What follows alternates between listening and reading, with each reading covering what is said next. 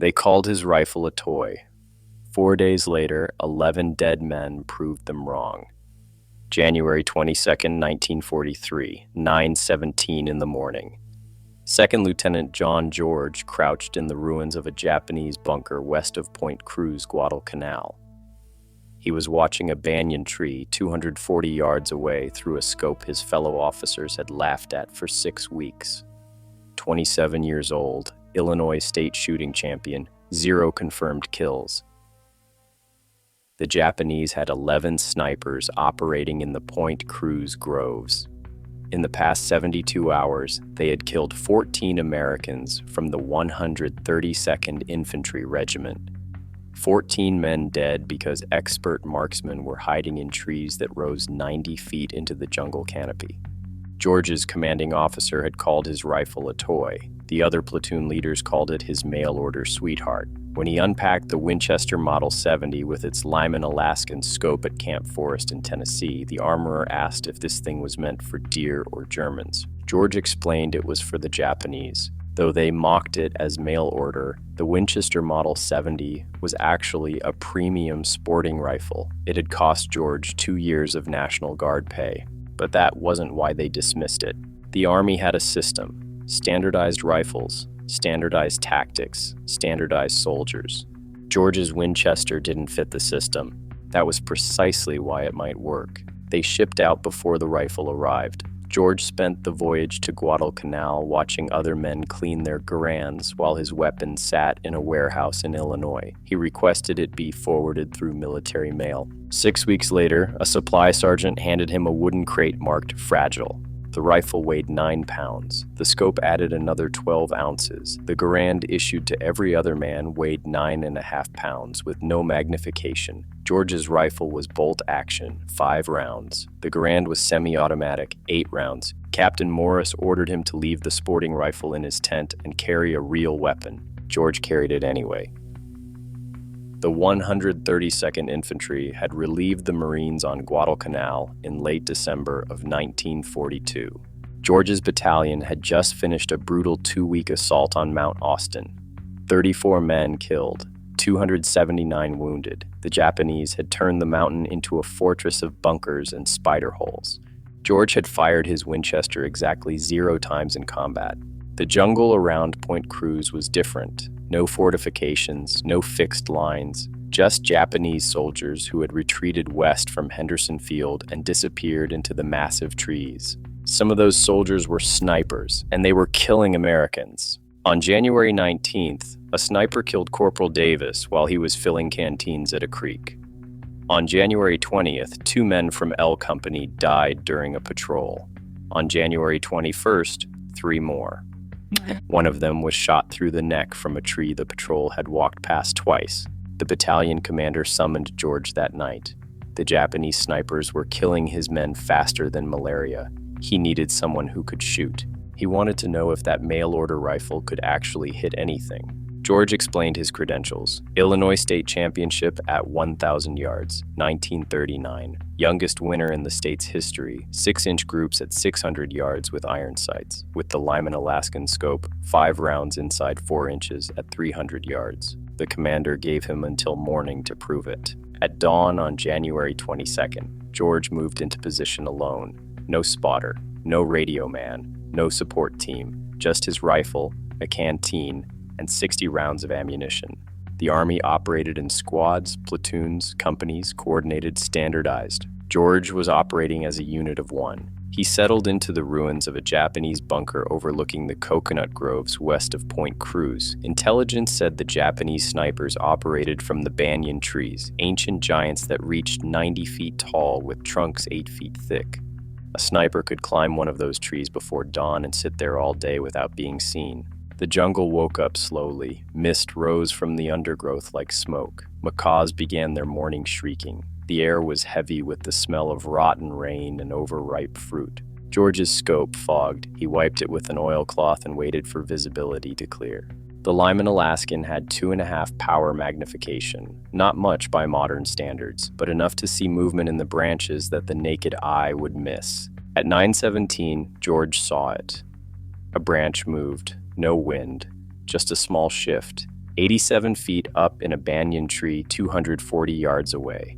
George watched through his scope, controlled his breathing, let his heartbeat slow. Then he saw the shape.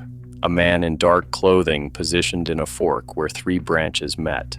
The Japanese sniper was facing east, watching the trail where George's battalion had been moving supplies.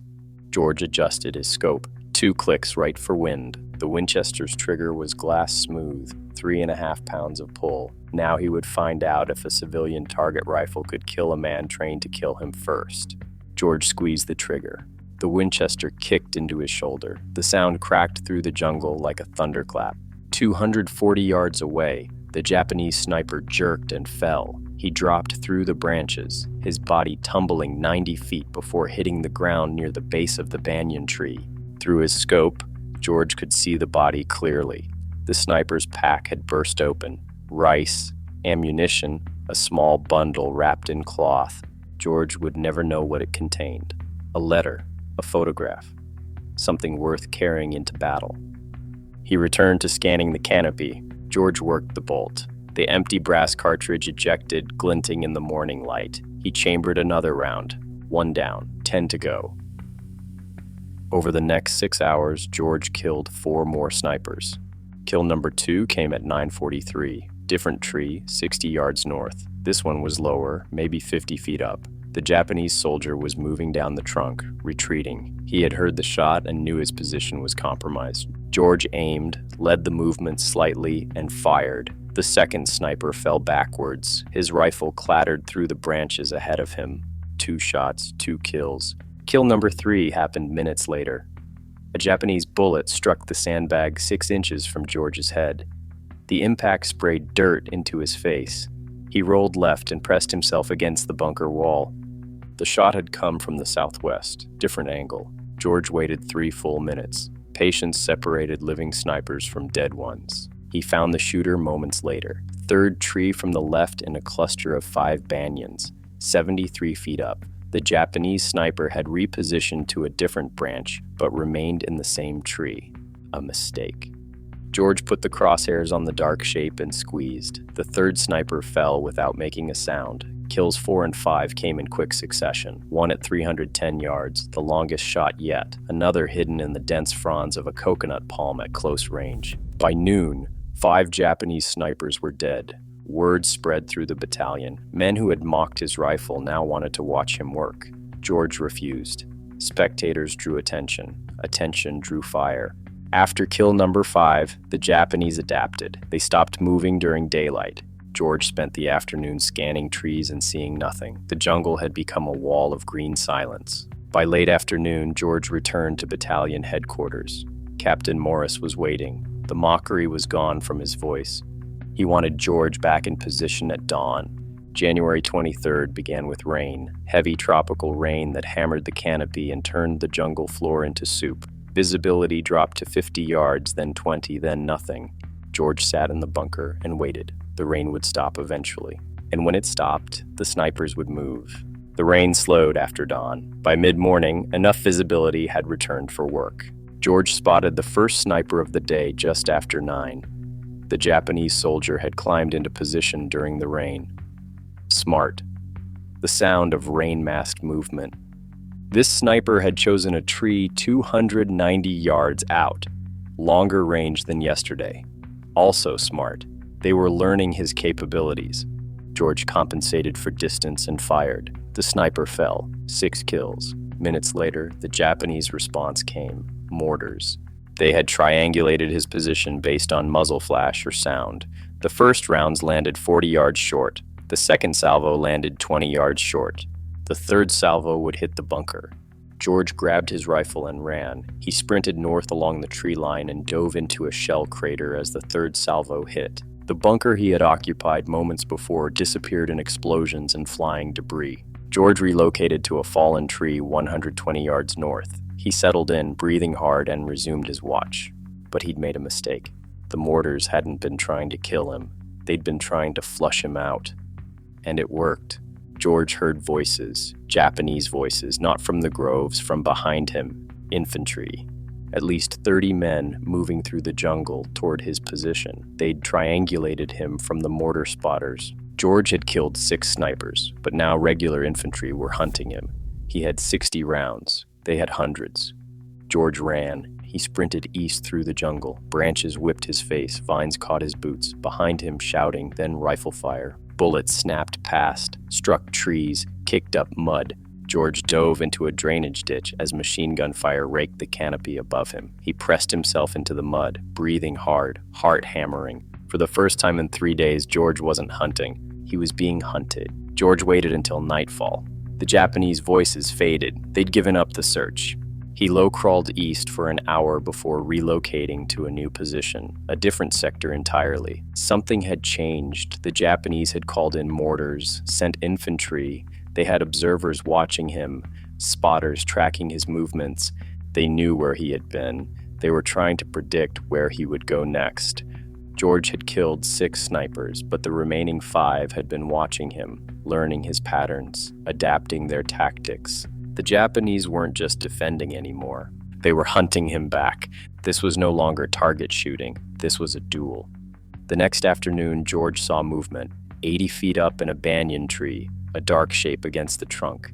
He aimed carefully, controlled his breathing, and squeezed, and the shape fell, but no body hit the ground. George kept his scope trained on the spot. Then he understood. A bundle of leaves and canvas, weighted, suspended from a branch with rope. A dummy. The Japanese had watched him, studied his patterns. They knew he would fire at a silhouette in that position, and they had just pinpointed his exact location. George heard it before he saw it, the distinctive crack of a rifle shot. The bullet struck his cover 6 inches from his head. Counter sniper. George rolled right and scrambled behind cover, his heart hammered, not from fear, from the realization they had set a trap. The dummy was bait. Somewhere out there, a Japanese sniper had been watching that dummy through his own scope, waiting for George to take the shot, waiting for George's muzzle flash. George had fallen for it. He relocated immediately, low-crawled 50 yards and dropped into a water-filled ditch. He pressed himself into the mud and waited. No more shots came. But George understood something now. The Japanese weren't just adapting. They were studying him as carefully as he was studying the jungle. They had turned his own tactics against him.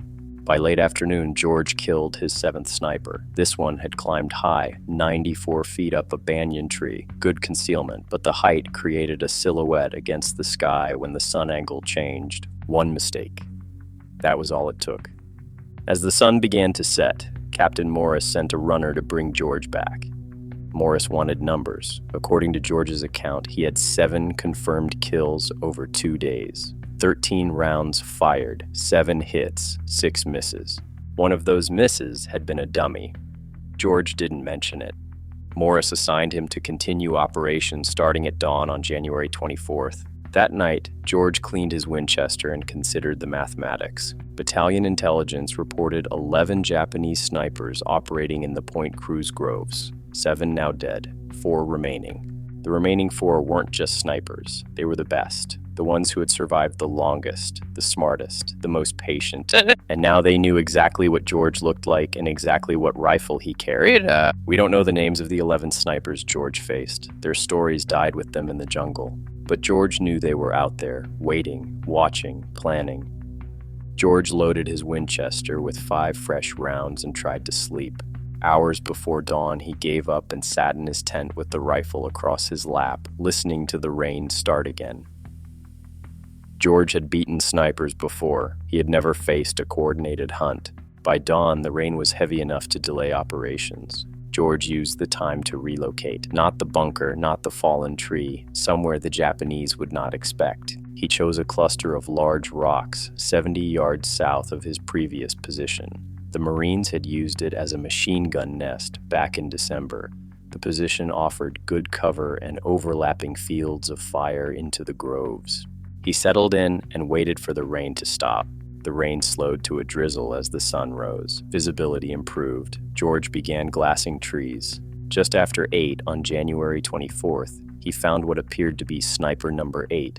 The Japanese soldier was positioned in a palm tree 190 yards out, low, only 40 feet up. Unusual. Most snipers climbed high for better sight lines. This one had chosen concealment over elevation. The palm fronds created a natural hide that would be invisible from ground level. But George was elevated on the rocks. The angle gave him a view down into the fronds. He could see the dark shape of the sniper's shoulders and head. George's finger touched the trigger, then froze. Something was wrong. The position was too obvious, too easy. George had been hunting snipers for 3 days. He had killed 7 men and nearly been killed twice. The remaining 4 would not make elementary mistakes. They'd used a dummy yesterday. Why not today? George lowered his rifle and scanned the surrounding trees. If the sniper in the palm was bait, the real shooter would be positioned to cover him, watching for anyone who took the shot, waiting for muzzle flash, ready to return fire. George glassed the trees methodically, left to right, top to bottom. He checked every tree within 300 yards of the palm. It took 11 minutes. Then he found the real threat, a banyan tree 80 yards northwest of the palm, 91 feet up. The Japanese sniper was positioned in a perfect hide. Branches and vines concealed him from 3 sides. He had a clear line of sight to George's previous position. He was waiting for George to appear there, or to take the shot at the bait. George understood the trap completely now, but he had a problem. The real sniper was watching the wrong location. If George fired at him, the sound would reveal George's actual position. The sniper would relocate before George could work the bolt and chamber another round. But if George did nothing, the sniper would eventually realize George was not where he expected and begin searching elsewhere. George decided to use the bait against them. He aimed at the decoy in the palm tree, adjusted for wind, and fired. The decoy jerked and fell from the palm. George immediately swung his rifle toward the banyan tree, 91 feet up. The real sniper would react to the shot. He would turn toward the sound. That turn would create movement. George saw it. A slight shift. The sniper was repositioning to face George's location. George put the crosshairs on the dark shape and fired before the sniper could fully turn. The real sniper fell. His rifle tumbled after him. 2 shots, 2 kills. But George had revealed his position to anyone else watching. He grabbed his rifle and ammunition and ran. He moved east along the rock line and dropped into a drainage ditch 40 yards away, pressed himself into the mud. 6 seconds later, Japanese machine gun fire raked the rocks where he had been positioned. The bullets kicked up dust and stone fragments. The fire lasted 17 seconds. When it stopped, George counted to 60 before moving. He relocated to a shell crater 100 yards east. This one was partially filled with rainwater. George settled into the crater with water up to his chest. He rested the Winchester on the crater rim and resumed glassing trees. 9 confirmed kills. 2 remaining. The last 2 snipers would be the best, the smartest, the most experienced. They had watched 9 of their comrades die over 3 days. They knew George's tactics. They knew his rifle. They knew his approximate location. And somewhere in those trees, they were watching, waiting, planning. Minutes before 10, George realized his mistake. The remaining snipers were not in the trees. They were on the ground, and they were moving toward him. George saw the movement at the edge of his peripheral vision. 60 yards south, low to the ground, a shape moving through the undergrowth parallel to the tree line. They were using the jungle floor vegetation for cover, ferns, vines, fallen branches, crawling toward George's last known position at the rocks. George remained motionless in the water. The Winchester was already shouldered. His breathing was controlled. But the angle was wrong. The crater rim blocked his view of the approaching soldiers. George would have to rise up to get a clear shot. Rising up would expose him. The lead soldier stopped moving. He had reached a position 40 yards from the rocks. George watched through his scope. The soldier studied the rocks, searching for movement, for any sign George was still there. George waited. Minutes passed. The water was cold, muddy. George heard his own heartbeat. Loud. Too loud. The soldier began moving again, crawling forward. 35 yards from the rocks. 30 yards. 25 yards. He was approaching from the south side, the side George had used when he evacuated under machine gun fire. The soldier had watched the attack. He knew George had moved east from the rocks. He was working his way along the most likely escape route, hunting George the way George had been hunting him. The soldier reached the rocks. He moved into the machine gun nest and took up a position facing east, toward the drainage ditch, toward the area where George should have relocated. The soldier was now 38 yards from George's actual position in the water-filled crater, but he was facing the wrong direction. His back was exposed. George had a clear shot, center mass, 38 yards, an easy shot even without a scope. But George hesitated. This soldier had survived 10 days of American operations in the Point Cruz Groves. He had outlived 9 other snipers, men who had been killed because they made mistakes. This man would not make mistakes.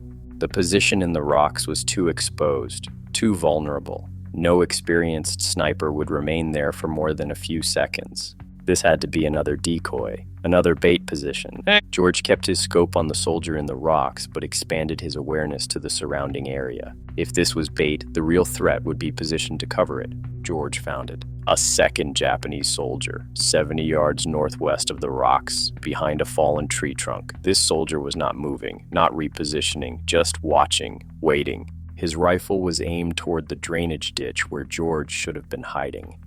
2 men, not one.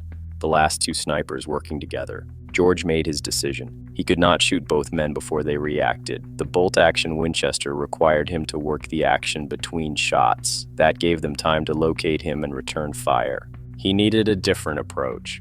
George slowly lowered himself deeper into the water. He submerged until only his eyes and the top of his head remained above the surface. He kept the Winchester pointed skyward to keep water out of the barrel. Then he waited. George heard his own heartbeat, his pulse in his ears, the water lapping against the crater walls. After 10 minutes, the soldier in the rocks stood up. He had seen nothing. He believed George had moved farther east. He turned and signaled to his partner behind the fallen tree. Both men began moving east, parallel to each other, 70 yards apart.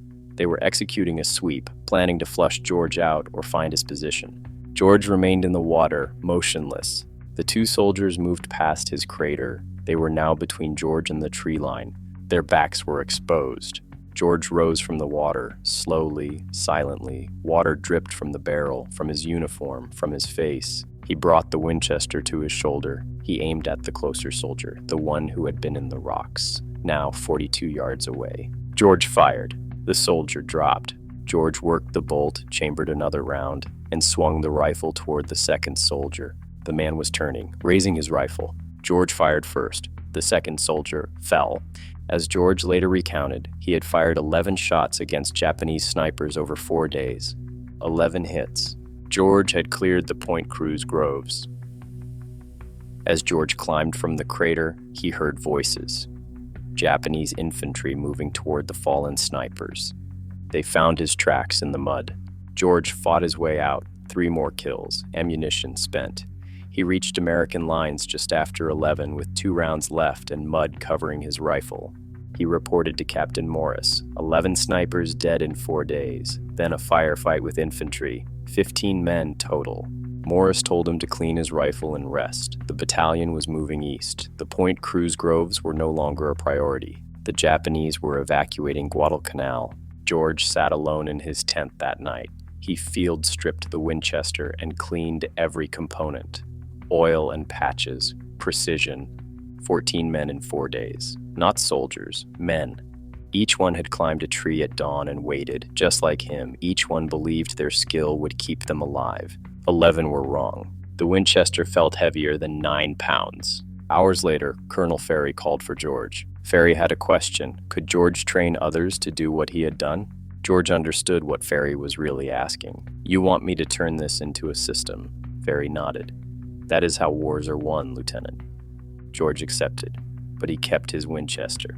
Training began on January 27th. Within days, George had transformed 40 marksmen into 16 sniper teams. Standardized tactics, standardized equipment, coordinated operations. George watched them practice. What he had done alone, they were doing together. Better, the individual had become replaceable. By February 1st, George's sniper section had 74 confirmed kills in 12 days, 0 friendly casualties. The system worked. On February 7th, a Japanese rifleman shot George in the shoulder. His spotter dragged him to cover. The wound was serious, but not fatal. 2 weeks later, the Japanese evacuated Guadalcanal. The campaign was over. George volunteered for Burma, joined Merrill's marauders. But in Burma, George watched a firefight near Myitkyina, 20 Japanese soldiers in dense jungle, 50 American Garans firing synchronized volleys. Volume, saturation. The Winchester would have gotten him killed in 30 seconds. Warfare had evolved past precision, past him, past the Japanese snipers he had killed on Guadalcanal. George understood what his success had meant to the Army. Not validation of individual skill, proof that specialized equipment and training could be systematized, mass-produced, scaled up. The Winchester was a prototype. What came after would be standardized, interchangeable, like the men who carried them. One skilled man with the right tool at the right moment could change a battle. The Army learned the lesson, then scaled it, removed the individual, kept the system. George survived Burma, returned home, wrote Shots Fired in Anger in 1947, lived to watch 3 more wars. He watched sniping become a formal military specialty with dedicated training and equipment. He watched individual marksmanship that had seemed obsolete in Burma become critical again in Vietnam, then Iraq, then Afghanistan. The pendulum swung back and forth, system, individual, system, individual. George never decided which was right. John George died on January 3, 2009. He was 90 years old. The Winchester Model 70 that had killed 11 Japanese snipers on Guadalcanal was donated to the National Firearms Museum in Fairfax, Virginia. It sits in a display case with a placard describing its history. Most visitors walk past without stopping. They don't know it proved the individual could beat the system, or that the Army turned the individual into a system and forgot his name. George never decided if that was progress. But the rifle sits there, waiting for someone to stop and remember, waiting for someone to understand what it represents. Not just 11 kills, but the moment the Army realized the individual could become a system. And the individual who proved it never stopped wondering if that was what he wanted to prove at all. This is the War Maestro Chronicles. Forgotten battles, dismissed heroes. Subscribe for more stories like this. Thanks for watching.